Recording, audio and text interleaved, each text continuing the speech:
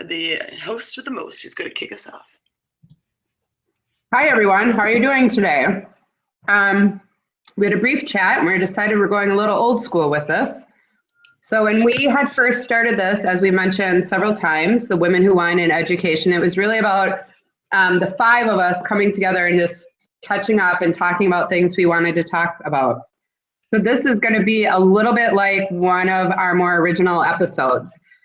Although Patrice will not be joining us today. She is sitting on a train or a bus right now with a glass of wine, but you can catch her on the back channel along with the rest of us on Twitter at 3WEDU. We're a little delayed today because Googles are fun, not really. And we were all having problems getting logged on and turned on and all that good stuff. So Nori, are you on? And you're in as yourself, so we're good to go. Awesome.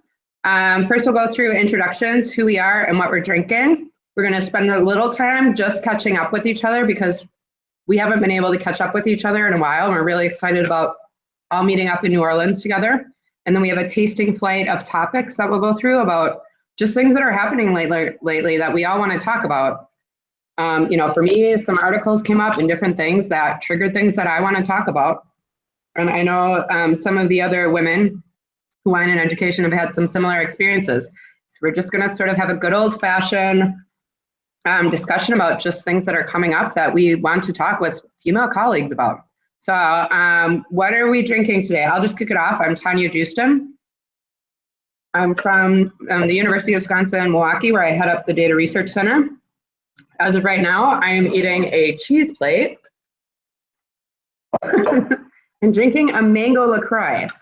My dear colleague, Nori Rajas Murphy, on this call, came to visit in Milwaukee for a week so we could research. We went through like a case and a half of wine, and I've been detoxing ever since. So I haven't had a drink since she left the Midwest. So if I do decide to drink, I have Côte Sterone A or Côte Sterone B. What one is it going to be? All right, passing it over to whoever else. What are you guys drinking? I'll go since you talked about LaCroix. Hi, I'm Jess Knott at Michigan State University, where I do stuff with technology and teaching. I too have LaCroix, and I got to tell you a funny story about this. It's tangerine, which is the greatest LaCroix ever made in the world. And we can't get it here in Michigan. Like, it's impossible to find. So my husband has literally been going out at his lunch hours like twice a week and buying out an entire gas station every time they get it loaded. And so today I came home and I got to my front porch and there was this box and it was so heavy. And I was like, what the hell is in this box? My friend Summer had found it online and shipped me like 4 cases of it. So I mean, there are legitimate hoarder tendencies happening right now with this tangerine LaCroix. So I have 2 of these, and then I have the leftover Joel Gott Sauvignon Blanc. I had a real grouchy day last week. So again, spouse of the year brought me home some wine, and I didn't see it in the refrigerator because I was too busy going to bed at like 6:30. So I'm going to go ahead and finish that today. Both are linked in the document. That's me. I love that you guys are on the hunt for LaCroix. Now I need to try that tangerine you said. Maybe somebody you know and love has some and will send it to you because she's got a crap ton. Maybe Wisconsin's so cool that there's some at my Cornell Bodega. We will see. Is it like Pellegrino, the Origina kind of Pellegrino, or is it it's unsweetened, but the tangerine tastes better. So I do like the orange, lemon and lime and grapefruit and whatever, but tangerine actually tastes different. It tastes like juice or something. I don't even know. I can't explain it. I can't science, but I can drink the crap out of some tangerine LaCroix. Penelope picked out mango. I'm not a huge fan, but it'll do for right now. I just walked to the door 2 minutes ago. Yeah. I'll send you some. I like that a visit from Nori inspired a cleanse as well. That's hilarious. Nori, come visit. Yeah, Nori will inspire a cleanse, let me tell you. Every time I hang out with her, I need a week off. I was trying to live up to the reputation of Wisconsin. I felt like, I know, I held my own, but dang, I had a lot to live up to. All right, introductions. I'm Nori Barajas Murphy. I am in sunny Southern California, where I work from home for the Online Learning Consortium as their Director of Grant Projects. I am drinking out of my Whitney Kilgore hashtag 3WEDU Christmas gift. And I'm going to take my first sip of the day of this incredible boxed white that I have decanted in my beautiful glass jacketed decanter. So I'm making boxed wine super. One more bougie thing. Right? One more bougie thing in your life that you need. Come on. I feel like you should take your Amazon account away from you for a little while. Who knows what you'll collect next? I feel like you should just forward it to my house because I need all of those things. Dude, I think I've got a lot of self-control. I was at Justin's house and the damn FedEx truck just kept going around the block, dropping new stuff off. Can I just say that I love what Kelly Morrison's drinking? It's called Bitch 2014. She's also drinking out of her 3WEDU wine glass. Cheers to that. That's amazing. Cheers, Callie. I guess I'll introduce myself. Laura Pasquini. I feel like I'm like my mom who was a nurse and works the night shift because I like to apparently work at night and sleep during the day. So I sound a little groggy because I may have just gotten up a little while ago and worked on some projects in pajamas. Drinking a Monticello Rioja 2010 Reserve from España. Pretty tasty. It's what I found in the fridge. It's a Wine Spectator. I'm pretty sure we have this franchise, I should say, called Total Wine, and they offer some different kind of like 90 points and different varies, and they mix up the shelves. So I'm pretty sure that's where it came from. I don't know because I haven't seen my partner since Monday. I'm just back from the ACPA conference. But I want to say happy International Women's Day belated on the 8th. Happy Women's Month because y'all are great, and I'm glad we're chatting before this month's over.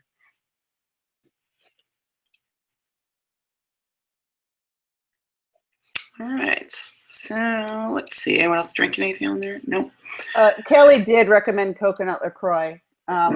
Since we're talking about LaCroix, and I like it, it's great as a mixer in the summertime. You can put anything and lime in it, and you're A+. All right.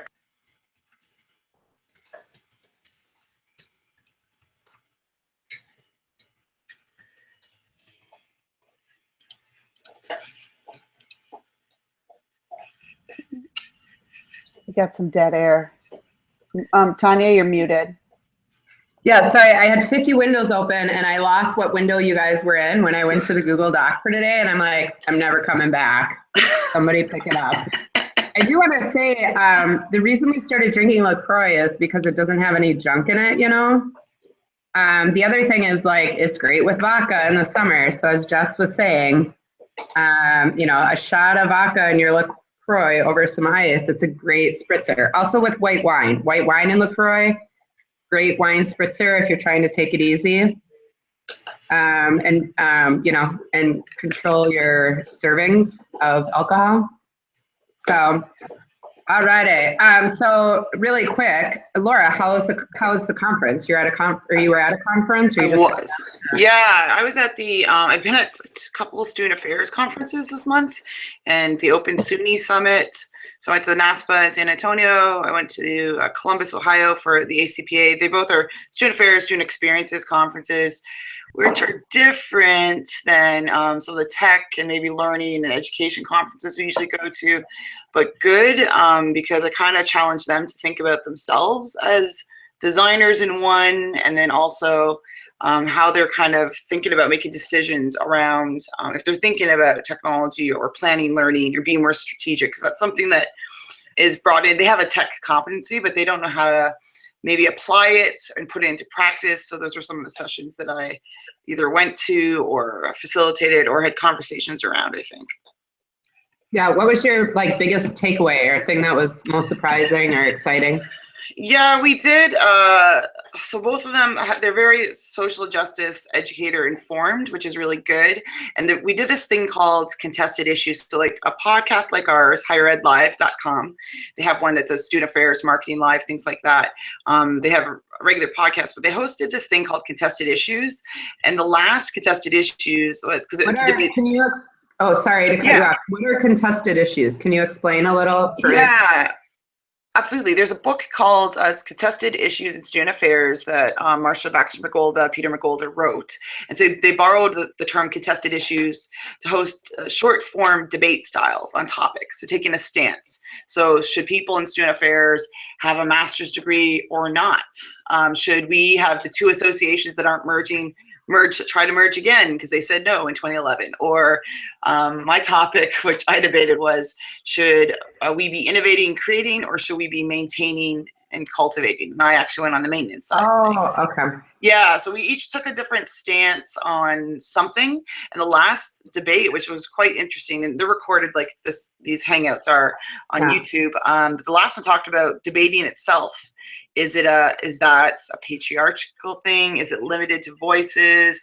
Who's part of those things? I was like, the woman who took on that kind of anti-debate, like we shouldn't be doing this. I was like, yeah, we need like long form ones. I would love to be on one that has like a debate team behind them and argue a topic of something like an issue in higher ed. I thought it was a format that lent for an opening of a conversation, but it was very quick because it had to be produced in a certain amount of time. But if you had a long form debate, I thought that would be really cool. So I've done, so now your social media makes sense because I was sort of like, what's going on? And I didn't understand the context. So it sounds like you're having a great time there. It's interesting when you talk about the patriarchal structures of our communication style, because if you think of debate, an argument coming from the sophists and Aristotle's and Plato, and even some would argue that was sort of the start of education and where we got the whole lecture model, which lots of people would argue that that's patriarchal. So that's really interesting that you guys discussed that.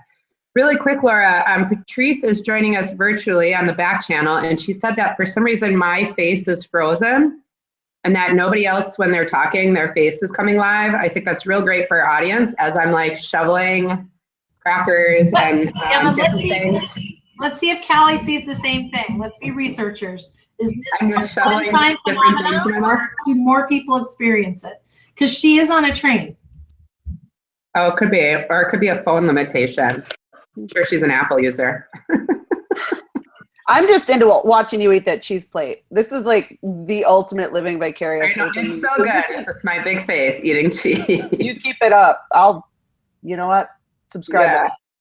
So just moving forward, quick catching up. Nori came to do some research in Milwaukee, and she can talk a little bit about that. And then we also attended the UPSEA conference last week for leadership professionals in continuing education. So Nori, do you want to talk a little bit about all of the work we got done in Milwaukee?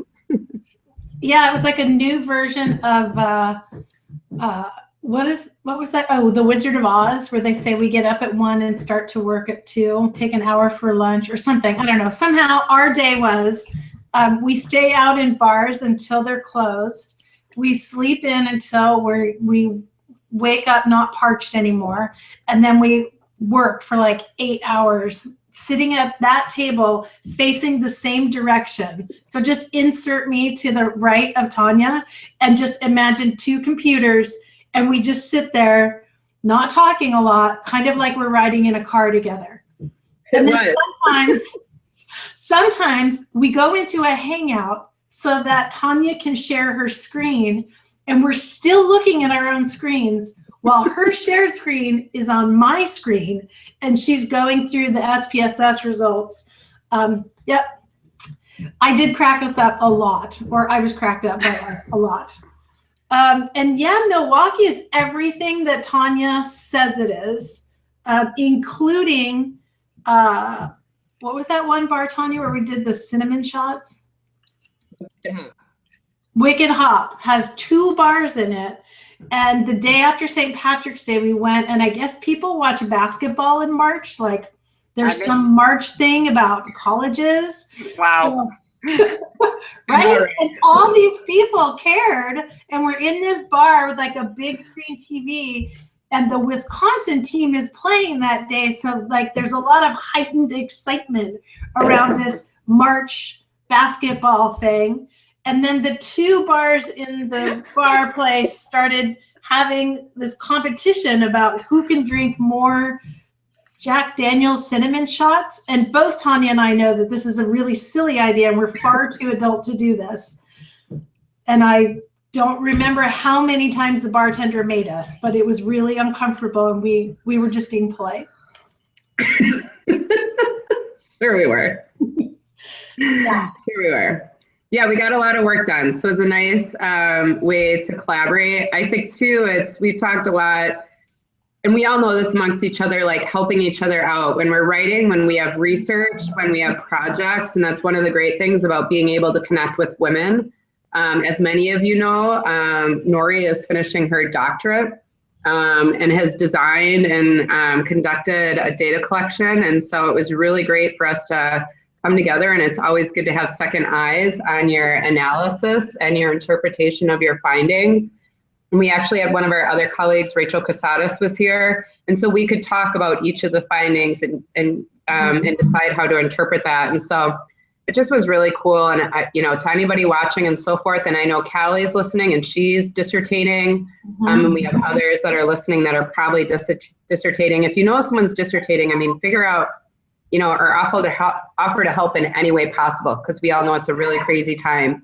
But as women, we need to get those doctorates and those dissertations done.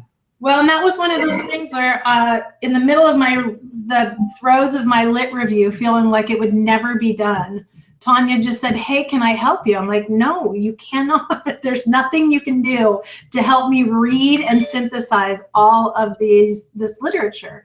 And I slept on that, and I woke up the next morning and said, I take that back. There is actually something you can do, because I thought about hiring a statistician, and I passed my stats class. I understand statistics. I can talk about statistics, but I'm not an expert in SPSS. I'm not sure all the tests I'm supposed to run at certain points to prove or disprove a data point. And so that was amazingly helpful, just to have somebody run the statistics and then the conversation around that, so that I could write up with confidence what the results of the survey were. So yeah, super awesome to have women friends who say, "What can I do to help?" And when you say, "Yes, please," they actually let you come live at their house for a week. So point of, oh, sorry, Laura. I was going to say, point of clarification. This is your first time to Milwaukee, Milwaukee? No, I was there the year before. I was there the second year of Milwaukee Blended, or whatever one you guys weren't at. I was at the first one. And then I think you guys were all at the second one. And so we didn't meet each other until Dallas or Denver or something, when we were all at the same Blended. It was Dallas ET4 2014. We were at the second Blended. That's where I met Jess. And she's like just a supportive during like research kind of and writing work and things like that. So that's awesome. Yeah. I just saw Jess cringe during your March Madness thing. You know this, right? She was like, I was tongue in cheek. I don't really watch athletics, but I did have a good time just being like, "Are you kidding me? People care that much?" Like the whole damn city had that board with the lines and the your bracket. It's your bracket. Your bracket. Like I cared so much. You're killing me. What the hell? Yeah, I'm like, "Nori, it's St. Patrick's Day and March Madness," and she's like, "What?" I'm like, "Whatever, we're going to have fun. It'll be great." And of course, she's on the phone as Wisconsin wins the game, talking to her husband. Everyone's like, "Whoa!" And I'm like, "Wow, something happened. Something just happened." And then I look up and I'm like, "Oh, I missed it. The game's over." Yeah.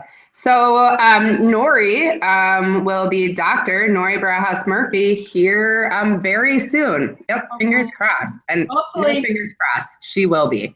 And so we'll be really excited to have our final woman who wines become a doctor. Yay. Yeah, I should be defending, if all goes well, on April 21st. So plan a virtual happy hour on that day. The other thing, we went to the UPSIA conference. So for those of you who are interested in leadership and continuing or in external ed, I found it as a really great conference for true leadership stuff. It's hard to sometimes find that. Mary Nemec, of course, introduced me to the conference, inviting me to present last year on women in organizational culture. And I talked a lot about how our patriarchal structures and our organizational cultures tend to sort of oppress us in some ways. So I went to UPSIA with my colleague Rachel Casadas, who's part of the Data Research Center, to talk about our research and just had a fantastic session, but one of the presentations I wanted to point out for my friends here and for those listening is they had the Chief Diversity Officer, Stephen from Walgreens. He gave a really great opening keynote. If you could get a chance to watch the recording, I would. Just like he comes from a really, really warm place and talking about this as a low-income, multiracial male from the foster care system in Boston and just some of the different experiences he's had. He also talked a lot about implicit bias and lots of different things that we've talked about. And it came from a warm place. It's like, hey, we need to have conversations about this stuff. And it's hard. And so the minute that we start acting like, you know, we have the answer, or you shouldn't be talking about this, or whatever, I think that the point is that we just keep talking, and together we try to figure it out, and we're forgiving of each other because we've all got biases, and let's just sort of figure it out. So anyways, check that out. Nori, did you have a takeaway from UPSIA? Where would we find the link for that? That sounds like a really interesting keynote.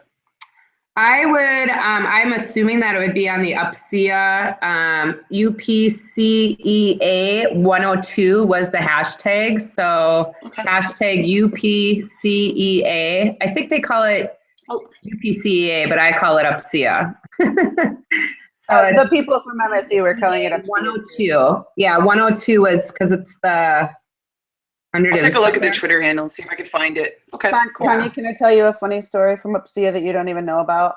So I had this background going on with Tanya, and I'm telling her to connect with my friends and, you know, trying to get everybody together. And one of my friends was like, you got to go say hi to Tanya. You know, he's always talking about, oh, Tanya's doing this great stuff and data is so cool. And I was like, go F and talk to her. I told her you're on the way. And he texted back, she intellectually terrifies me. Oh, and that made me, I loved it so much. I was like, well, yeah. So. Oh, no. No, it was great. That's what I meant. Like, so smart and such a fan of data, but it was this guy. Remember when I texted you, hey, this is my friend. You're going to think he's an a-hole, but he's not. I never ran into him at all. So wonderful. Time in New Orleans, but I loved that. I loved that he was just very open with, she intellectually terrifies me, because I think you intellectually terrify a lot of people. Oh, no, I don't want to do that. I mean, I accidentally do, but I don't want to. Yeah, I mean, we couldn't find a bar the last night to have that glass of wine after dinner. So we literally ended up at an Embassy Suites. And you know that Chicago has 4 a.m. bar time, just an FYI. You know, you can have lots of glasses of wine. I actually used to live there, but I sort of forgot. I still thought the hotel would kick us out at 2, but at 4, they were like, want to find a glass? What did you think of Zip's talk? Did you go to that one on Friday on the Google Evangelist?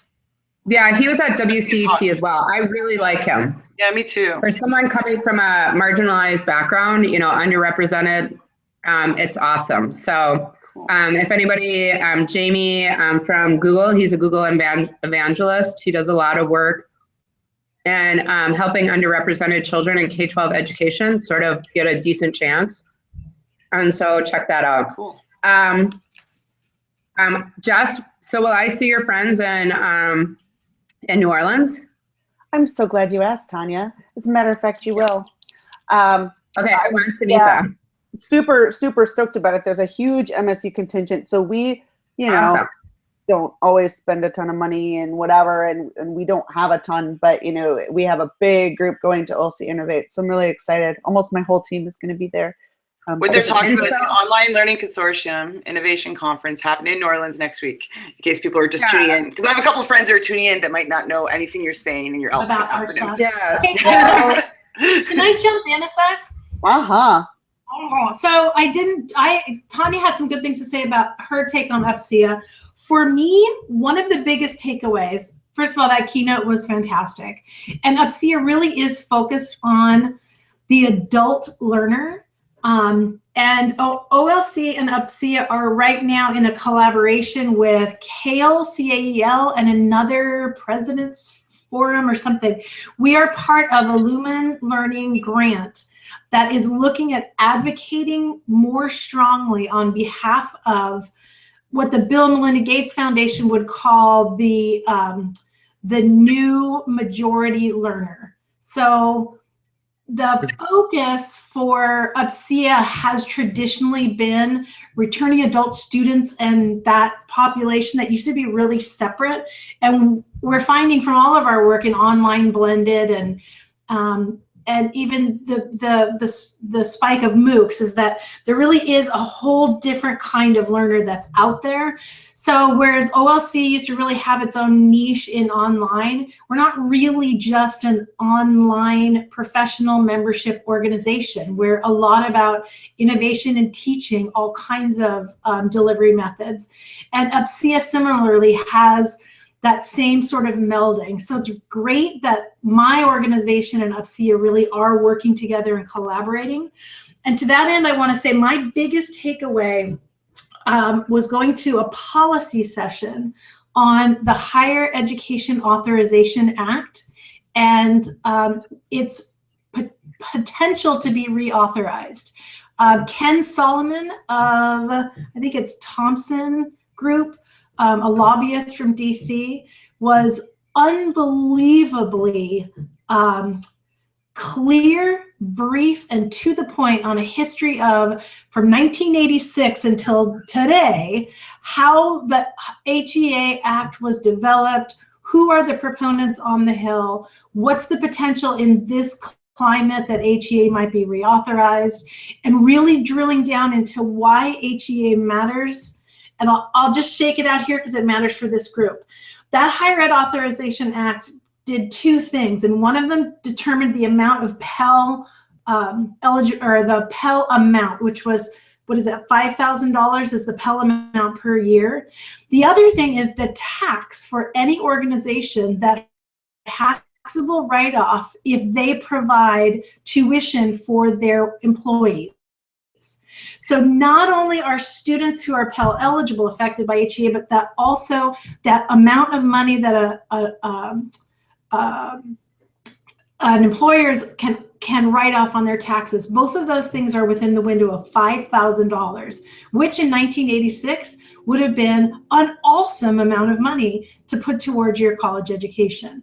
Nothing has moved since 1986, and the reauthorization of that bill has some really serious implications, and it was my biggest takeaway. I never really thought deeply about those dollar amounts and how instrumental it would be for the learners of today to have increases in either of those amounts to help just move our nation forward in a more educated populace. In particular, advancing women and giving them the opportunity to gain a higher education. I know I was Pell Grant eligible, thank goodness.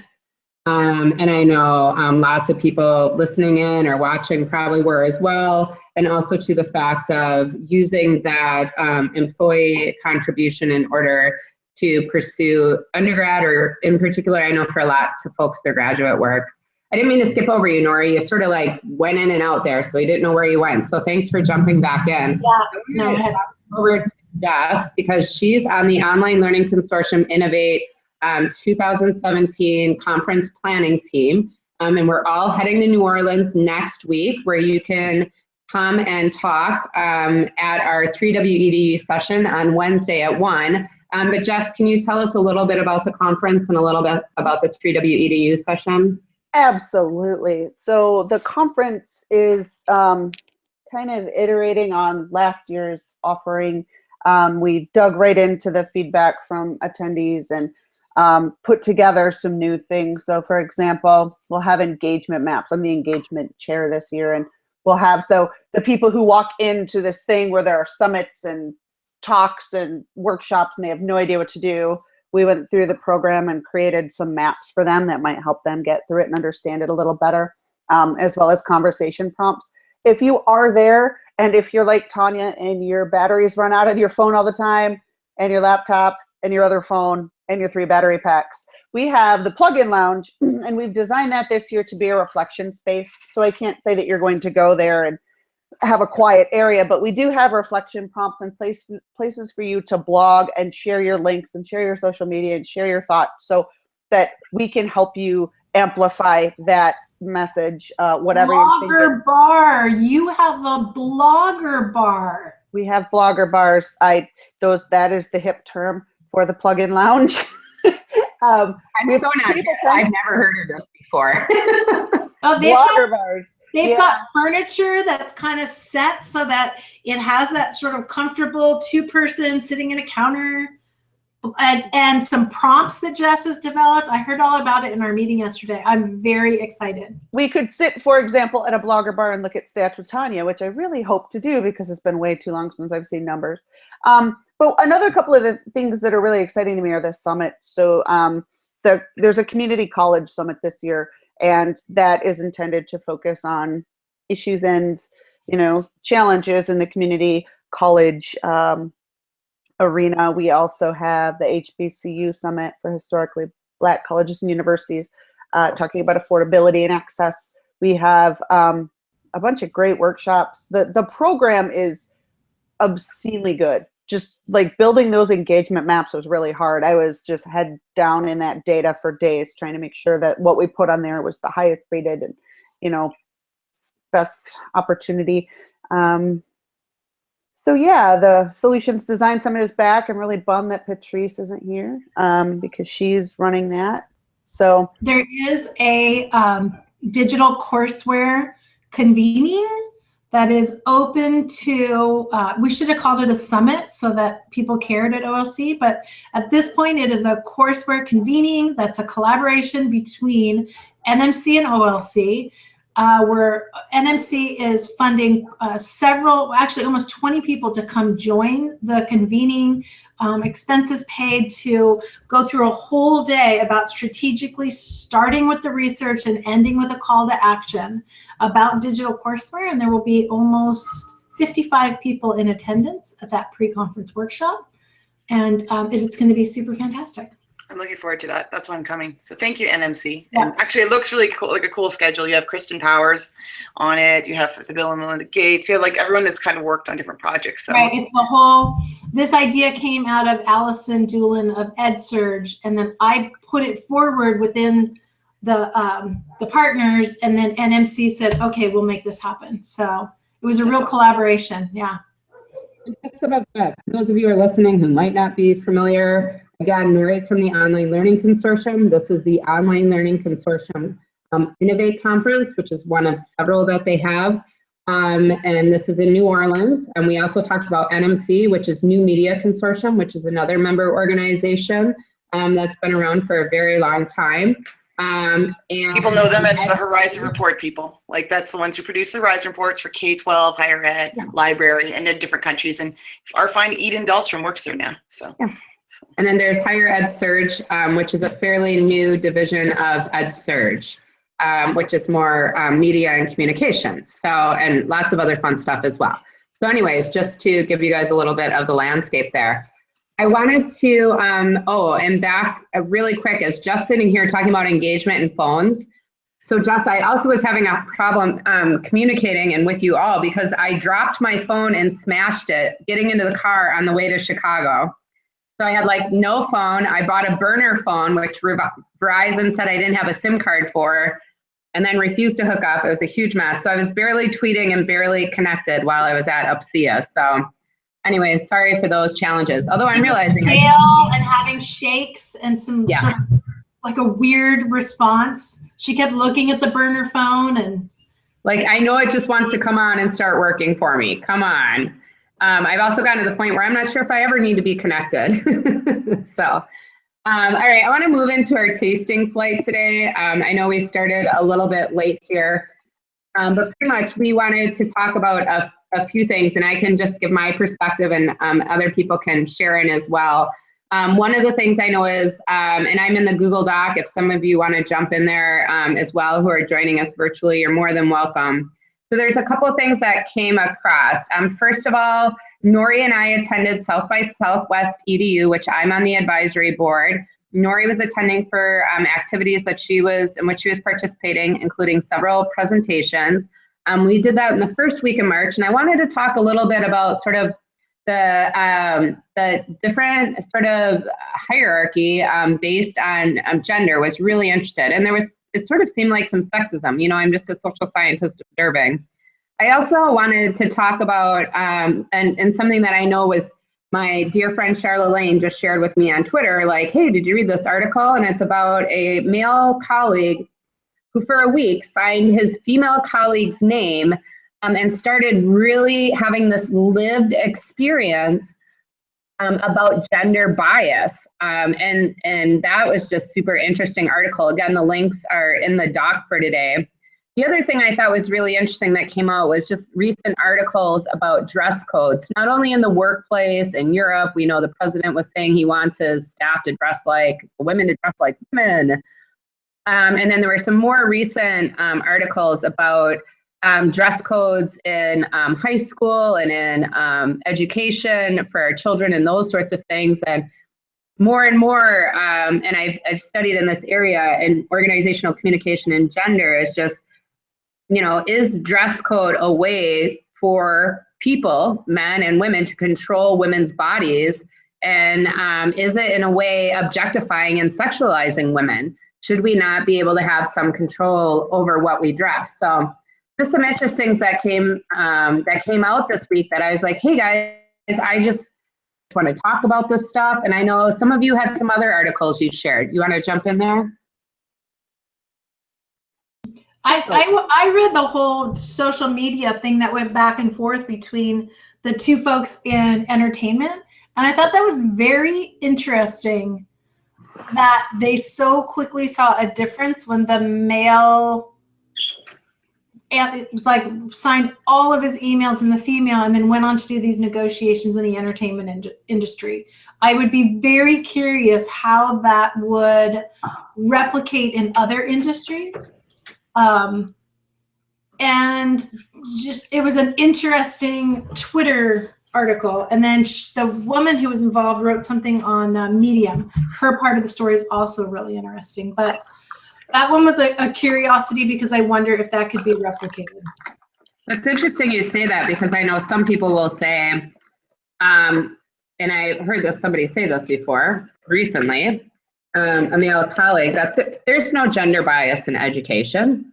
Like, are you kidding me? Because there's so many female educators in higher ed that there's no way that, I don't see that there could be gender bias. And I was floored. And was like, let me think about that for a while. So that is interesting. And can that happen in other avenues? I also very much so feel that higher education has patriarchal structures that are quote unquote oppressive of women and underrepresented individuals. So that's just my view. Jess or Laura, do you guys have any thoughts about Jess off. What were you going to say, Jess? Oh, I don't remember what I was, my attention span is like that of a hamster right now, but I did just add a reading to the show notes for, it's The Atlantic, and it's an article about why Silicon Valley is so awful to women.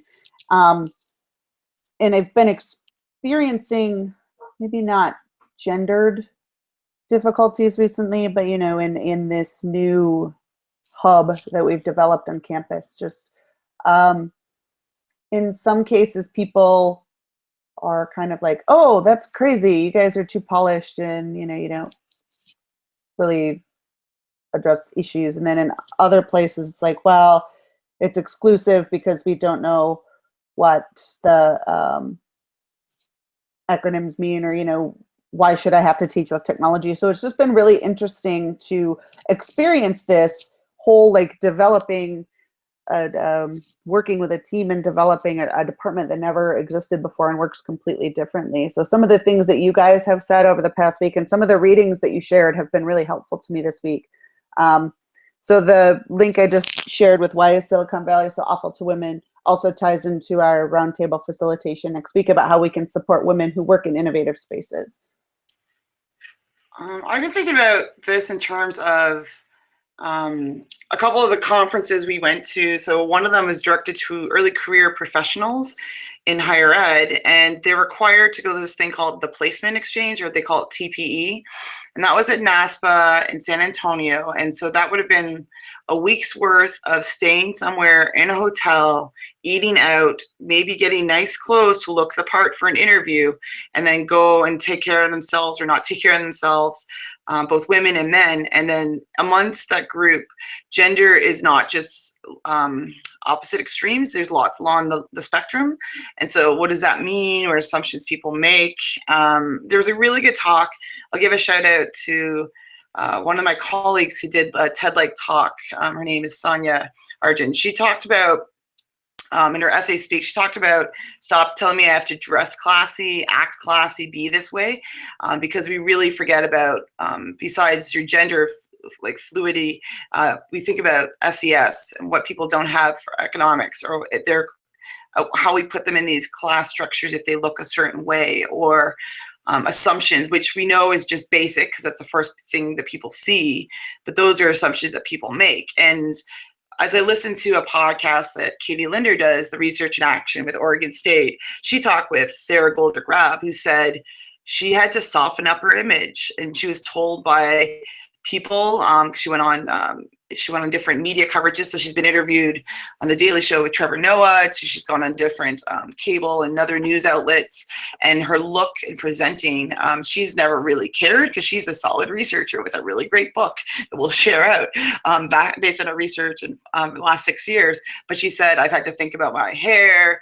And she decided just to invest in going to someone and say, like, do this, figure out what my look is.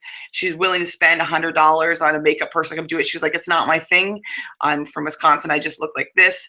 But it matters to people so they could just normalize and get her message forward, which I think is shitty, but it's true. People weren't taking her not seriously, but they couldn't get past like insulting her. She's like, I just want to look normal enough that they don't care what I look like and just listen to my message.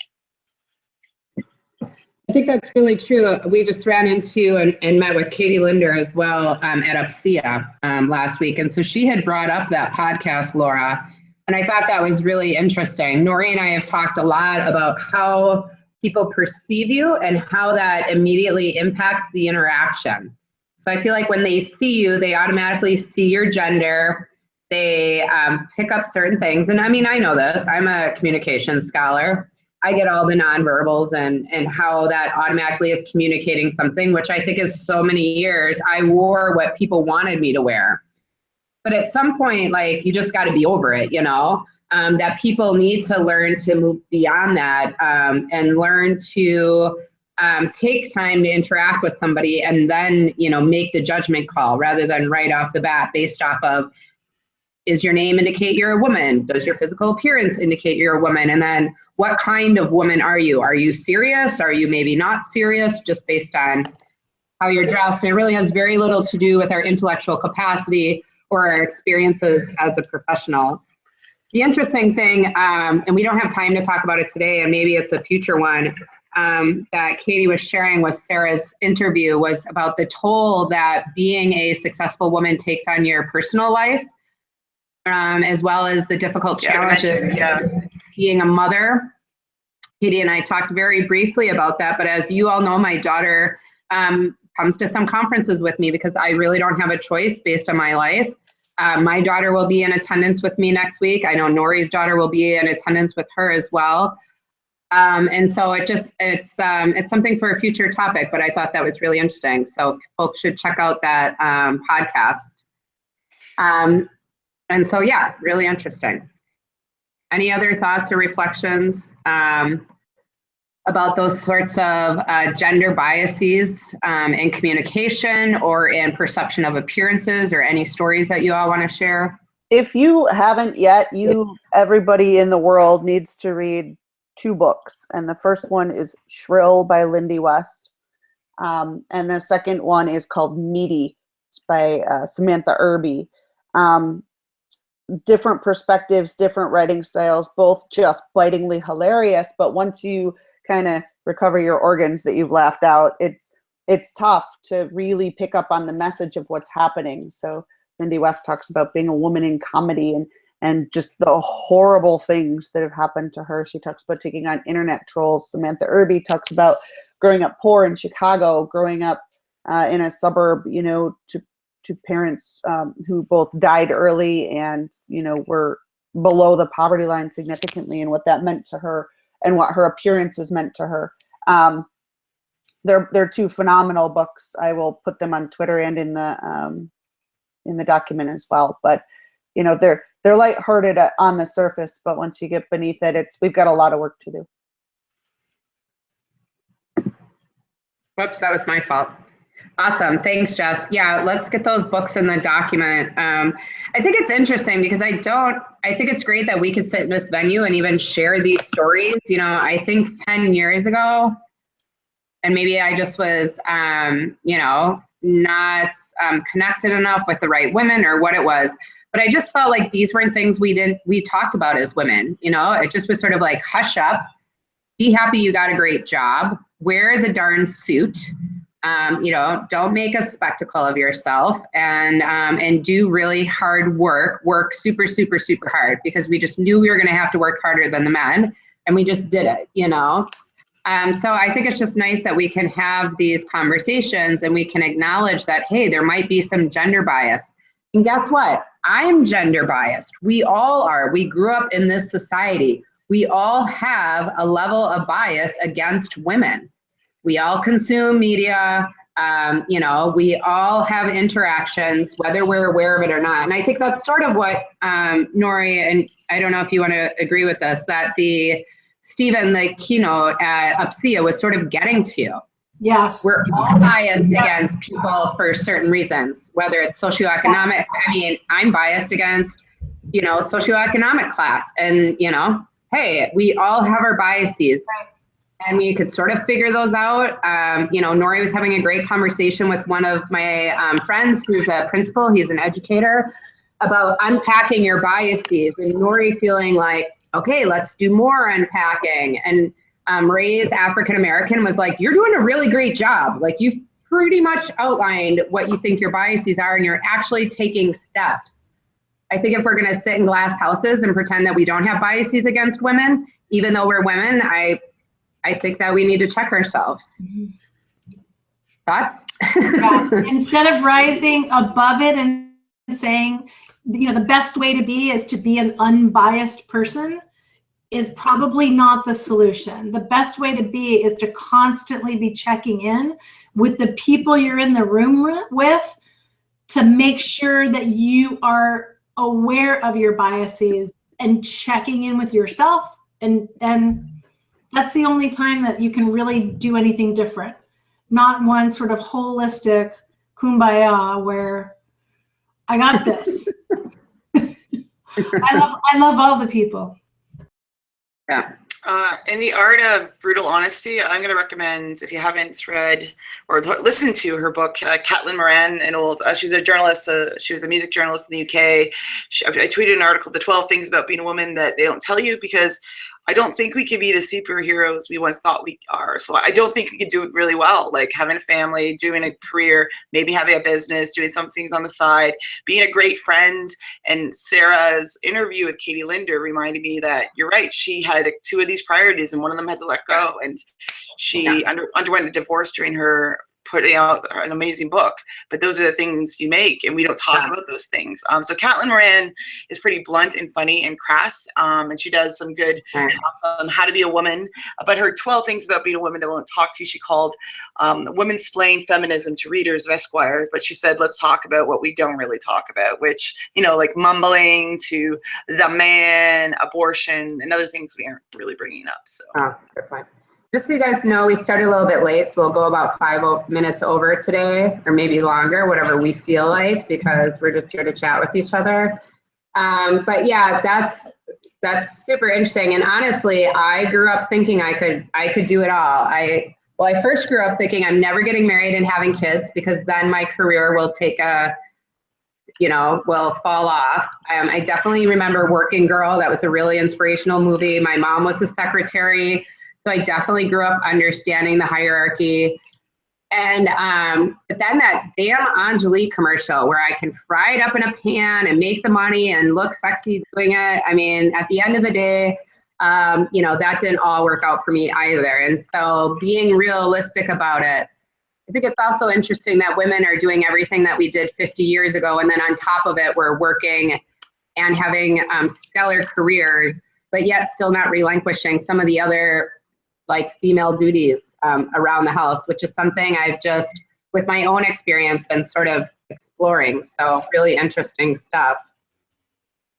Any other comments or feedback on that? Gender bias, family balance as a woman? Yes, I do. I actually just Googled the president of the college that I left last year, Dr. Devorah Lieberman, wrote an article on having it all. I just popped it in there, and she wrote a very poignant article about the first year of her presidency. Her husband leaving his job to stay home and support her, their 2 grown daughters, and what that was like for her to be a female college president at a liberal arts college. It's an interesting read, and I think she'd done an earlier article about having it all that would be a very good counterpoint. I'll try to find that, and we can talk about it at our next show, because in the beginning she was like, only strong women can do this, and this is your metric. And her second article was more about the way to have it all is to enjoy what you have. Really strong note. I also went through, as many of you know, and I went through this myself, of many women burning out.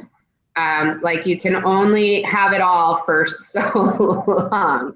I also feel there was sort of the not faking it until you make it, but the just faking it and pretend you made it. Like, I should be happy, right? I've got this great husband and this great kid and this great career and these great friends. And you're like, and I'm going to lose it at any minute. You know, like I'm working 18-hour days and trying to balance the 50 balls in the air, and one's falling and I'm going to crack. So I think that's a whole interesting thing. And I've realized a lot of that. I just was watching the Jackie Kennedy movie. I don't know if it was not what I expected, so I don't know if I'd recommend it. But it is very interesting if you can understand some of the nuances. But just the sort of wrapping it all up, you know, as she's in the closet drinking vodka, smoking cigarettes. Not to say I haven't been there, but so anyways, just very interesting conversations. I really appreciate the fact that we were able to just have an open session and talk about some of these things. I just wanted to wrap up a little, and Jess, maybe you could tell us a little bit more about the Silicon Valley thing, and we could wrap up talking a little bit about our South by Southwest experience. And at least I know what I felt when I was approached by people and what I witnessed. And I want to hear more about that. Yeah. Yeah. I wasn't sure what you were talking about, because I was like, I want to hear more about that. We can talk about Silicon Valley next time. I would love to hear about your experience and what you felt at South by, and I'll share what I felt last year as well. So, Nori, I'll take the lead and you want to chime in? All right, awesome. And then, yeah, I'd love to talk more about organizations and how work can inhibit women's success. Maybe next time. So yeah, so we went, I went to South by Southwest. Nori was there as well as several of our other colleagues. And what was interesting is the first South by Southwest is where Laura, you and I guess 5 years ago met face to face, right? 4 years ago? Okay. For the first time after meeting virtually. And so, you know, they talk about education and they talk about tech. So this is an interesting intersection. It's also a lot of K-12. But it's and there's not a lot of researchers. There's definitely not a lot of Tanyas running around there. So I get that to some point. But I definitely felt like when I was approached, it was very much like, well, you're a woman, you're a little bit older, we're not quite sure what you're doing here. Maybe you're like a senior PR marketing person, or very few people approached me and knew that I was a researcher with an international reputation or these sorts of things. And it also, I felt like, took a bit of convincing of this is really who I was. I'm not sure if it was like the leopard jeans I was wearing or what. But, you know, it sort of goes back to this, that I have to have at least 3 to 5 minutes to actually convince somebody that I am who my title says that I am, which I think is a bit frustrating. I think, and Nori, do you want to talk anything about your interactions in that sphere? Well, the one thing I would have to say, myself having come out of K-12, the tech and the research could not be more different in K-12 than in higher ed. The tech part, you will have the most adventurous advocates in the classroom trying the most entrepreneurial things using the learning science of K-12. And those people are abundant at South by Southwest. That conference is for them. K-12 is not abundant in deeply scientific, iterative questing. It's more, you know, this fourth grade teacher tried this because this was the history standard of the fourth grade, and then you have, you know, test scores. Like it's completely different. So my takeaway, slightly different than yours, is I want to see South by grow into a higher ed conference, but it will need to completely re-understand that they are two different vehicles, and to have the right kind of themes and strands, and let the K-12 people do what they're killing it. Like, let them do it. If you could establish a really strong higher ed strand that was about itself, then you could start bridging the conversations between the two. But right now, they're not there. And I think that's part of why I ended up on the advisory board, is because I publicly was sort of like, hey, what's up, South by Southwest? And so, however, I get no input on any of that. I pretty much review proposals. And so I try to obviously score high the proposals that I think are quality higher education proposals that should be a part of it. The one good thing about South by Southwest this year, there were lots of good things, I don't mean to just be a Debbie Downer, was that they put all the higher ed people sort of at the Marriott, or all the higher ed sessions, so that the higher ed people were sort of all in one physical space, which was really nice. So you were running into your colleagues from different organizations and institutions. You knew where you were going to watch presentations. There was a good amount of presentations to go see, meaning there was, you know, half a dozen, which Laura and I know previously there was not that at all. The whole party scene has gone down a lot from our first couple of years there. I mean, the parties were like over the top, and I think that quickly sort of frazzled out, or I'm just not as cool anymore. The one is parties that they try and get you to give up data for using their technology. Those ones. Yeah. Yeah, right. That went bankrupt then. Yes. Yeah. The other thing that was really interesting is just watching some of the social events. So the last night, a group of colleagues, we had all went out to dinner. We went for a walk, and we ended up at a hotel lobby, sort of off the beaten path. It's just very interesting in looking at the power dynamics of some very senior males who were probably, I'm guessing, you know, venture capitalists or owners of tech companies or high-level administrators. Nori and I were the only age in the middle, and then there was very younger women in their 20s. There was no older women at all. I think, Nori, honestly, were you not the oldest woman in that, out of those 100 people there?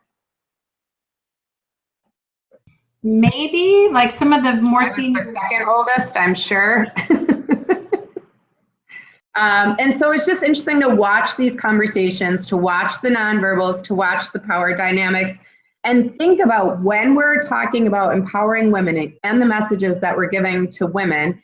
And even sometimes I need to be empowered. I'm not saying because I'm older, I'm like empowered in any ways. I just try to be a little aware of whatever I can be aware of. But to think of myself in my 20s and how unaware I was, and just how thirsting for knowledge and thirsting for advancing my profession, just puts you in some interesting circumstances, especially with the previous news coverage over the years of challenges with sexism and sexual assault at conferences. So I could definitely see how these sorts of environments, not immune to South by Southwest, can definitely breed these sorts of things. Do you guys have any experiences or stories to share in relation to that? I was so unprepared for college that I was Pell eligible and had no idea what it meant. I shouldn't be here at all. And without things like, you know, Nori mentioning earlier, and the things you've brought up, finding people like you and Laura, Nori, Patrice, like, I shouldn't be here, and I still am. And earlier Tanya texted me and she's like, oh, we got to catch up and, figure this out. And I'm at a point in my career where I don't know what's next. And that's okay. It's freeing. Like, I'm as far as I ever thought I'd go and then some in my life. And I turned 40 in October. So, when I talked to my husband about it, he's like, do whatever you want. So I want to be a historian. I don't think that's going to happen. But, in talking about these things, like, there is a super element of hustle also. But when we're having conversations, we need to remember that I have so many blog posts in my head about this, but it doesn't work to tell students or staff or faculty, you should know better. Yeah. Maybe they shouldn't. I don't know. So that was everything in my head in like 3. Yeah, I think that's really interesting because I always say, like, I still don't know what I want to grow up to be. I don't know where I want to go next. I never imagined in some ways I would be where I am today. And so it is really interesting in thinking, like, maybe I wasn't supposed to be here, but I'm here and let's figure this out. Laura, sorry.